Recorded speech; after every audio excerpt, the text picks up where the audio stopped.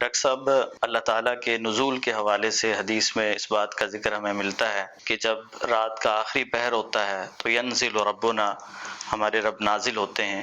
تو اس نزول کا کیا مطلب ہے اور نزول کے حوالے سے درست اور صحیح عقیدہ کیا ہے؟ الحمدللہ والصلاة والسلام علی رسول اللہ، اما بعد. نزول کا معنی ہوتا ہے اترنا. اللہ رب العزت آسمانی دنیا پہ ہر رات کے آخری تہائی حصے میں نزول فرماتے ہیں، اور اس کا تذکرہ اس حدیث میں آیا ہے جسے امام بخاری رحمہ اللہ روایت کرتے ہیں. جناب ابو ہریرہ رضی اللہ تعالیٰ عنہ اس کے راوی ہیں کہ فرمایا نبی کریم صلی اللہ علیہ وسلم نے، ینزل ربنا تبارک و تعالی کل لیلۃ الی السماء الدنیا حین یبقى ثلث اللیل الآخر، کہ اللہ رب العزت رات کے آخری پہر ہر رات آسمانی دنیا پہ نزول فرماتا ہے. فیقول، چنانچہ اللہ تعالیٰ کہتا ہے، من یدعونی فاستجیب لہ، کون ہے جو مجھ سے دعا کرے میں اس کی دعا کو قبول کروں. من یسألنی فاعطیہ، کون ہے جو مجھ سے سوال کرے میں اسے عطا کروں. من یستغفرنی فاغفر لہ، کون ہے جو مجھ سے اپنے گناہوں کی بخشش چاہے اور میں اس کے گناہ بخش دوں. تو یہ حدیث صحیح بخاری میں آئی ہے. اس سے پتہ چلا کہ اللہ رب العزت ہر رات کے آخری تہائی حصے میں آسمانی دنیا پہ نزول فرماتے ہیں، اور ہمارا الحمدللہ اس کے اوپر ایمان ہے. البتہ گمراہ فرقے وہ اللہ رب العزت کے نزول کو ماننے کے لیے تیار نہیں ہیں، اور وہ اس قسم کی احادیث کی تعویلیں کرتے ہیں. مثال کے طور پہ یہاں پہ کہیں گے ینزل ربنا، ہمارا رب نزول فرماتا ہے، اس سے مراد ہے کہ ہمارے رب کا امر اور حکم وہ نازل ہوتا ہے. کبھی کہیں گے اس سے مراد یہ ہے کہ اللہ تعالیٰ کی رحمت نازل ہوتی ہے. کبھی کہیں گے اس سے مراد ہے اللہ تعالیٰ کے کسی فرشتے کا نازل ہونا، جبکہ یہ سب فاسد تعویلات ہیں. نبی علیہ السلام نے اس نزول کی نسبت خود اللہ رب العزت کی طرف کی ہے. اللہ تعالیٰ کی رحمت کی طرف یہاں پہ نسبت نہیں کی، اللہ کے احکام اور اوامر کی طرف نسبت نہیں کی، اللہ کے فرشتوں کی طرف نسبت نہیں کی. اگر ہم 2 منٹ کے لیے فرض کر لیں کہ یہ تعویلیں درست ہیں، تو پھر میرا سوال یہ ہوگا کہ اللہ تعالیٰ کا حکم نازل ہوتا ہے تو کیا اللہ تعالیٰ کا حکم صرف رات کے آخری تہائی حصے میں نازل ہوتا ہے؟ ایسا نہیں ہے. اور پھر یہ کون کہتا ہے کہ کون ہے جو مجھ سے دعا کرے میں اس کی دعا کو قبول کروں؟ کیا یہ اللہ تعالیٰ کا حکم کہتا ہے کہ خود اللہ تعالیٰ کہتے ہیں؟ اور اگر ہم یہ مانتے ہیں کہ تعویل نمبر 2 کہ اللہ تعالیٰ کی رحمت نازل ہوتی ہے وہ مراد ہے، تو کیا اللہ تعالیٰ کی رحمت صرف رات کے آخری پہر میں نازل ہوتی ہے؟ اور کیا اللہ تعالیٰ کی رحمت صرف آسمانی دنیا پہ نازل ہوتی ہے، زمین پہ نازل نہیں ہوتی؟ اور کیا اللہ تعالیٰ کی رحمت یہ گفتگو کرتی ہے کہ کون ہے جو مجھ سے دعا کرے میں اس کی دعا کو قبول کروں؟ اور اگر ہم تعویل نمبر 3 کی طرف دیکھیں کہ کہا جاتا ہے اس سے مراد اللہ تعالیٰ کے کسی فرشتے کے نازل ہونا، تو کیا فرشتے میں جرأت ہے کہ وہ یہ کہے کہ کون ہے جو مجھ سے دعا کرے میں اس کی دعا کو قبول کروں گا؟ کون ہے جو مجھ سے سوال کرے میں اسے عطا کروں گا؟ سوال اللہ تعالیٰ سے کیا جاتا ہے، دعائیں اللہ تعالیٰ سے کی جاتی ہیں، اور مغفرت کی درخواست اللہ تعالیٰ کے سامنے رکھی جاتی ہے.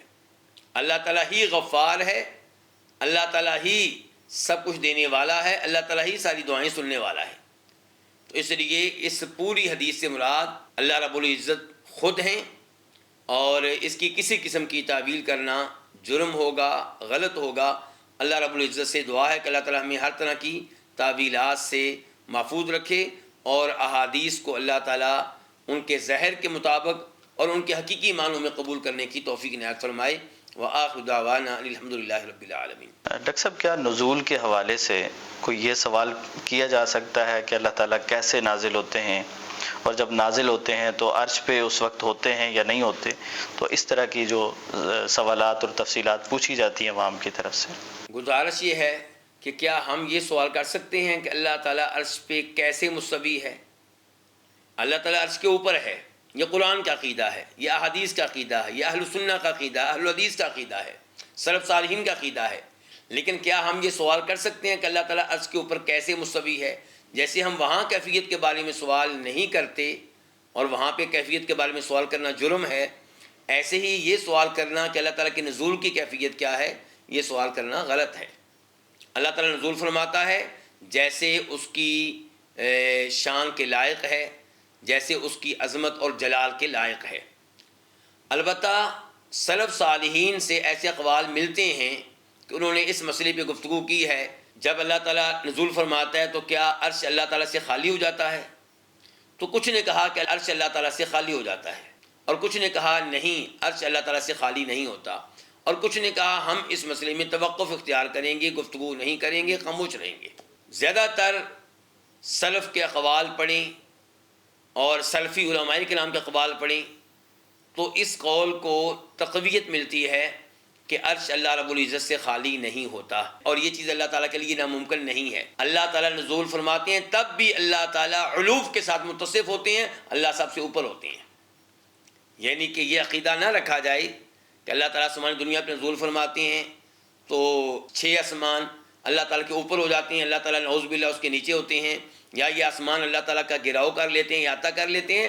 ایسا سوچنا غلط اور اس قسم کی تفصیلات بیان کرنا غلط۔ ہمارا عقیدہ یہ ہے کہ اللہ تعالیٰ اوپر ہیں اور یہ اللہ کی ذاتی صفت ہے۔ جیسے حیات اللہ کی ذاتی صفت ہے، اللہ ہمیشہ زندہ ہیں، ایسے اللہ تعالیٰ کا علو، اللہ تعالیٰ کو اوپر ہونا یہ ذاتی صفت ہے، ہمیشہ اللہ تعالیٰ اوپر ہیں، کبھی بھی اللہ تعالیٰ کسی مخلوق کے نیچے نہیں ہوتے، اللہ تعالیٰ تمام مخلوقات کے اوپر ہیں۔ تو نزول کے باوجود اللہ تعالیٰ اوپر ہیں۔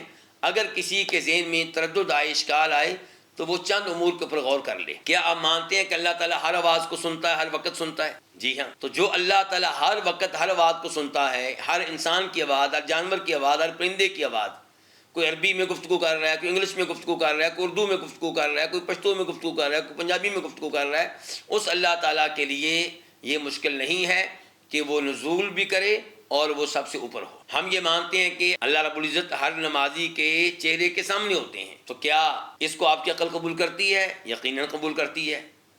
میری عقل قبول کرتی ہے، آپ کی عقل قبول کرتی ہے، صحابہ کرام کی عقل قبول کرتی تھی، نبی علیہ السلام کی عقل قبول کرتی ہے۔ تو جیسے اس بات کو قبول کرتی ہے ایسے ہی ہم نے اس بات کو بھی قبول کرنا ہے۔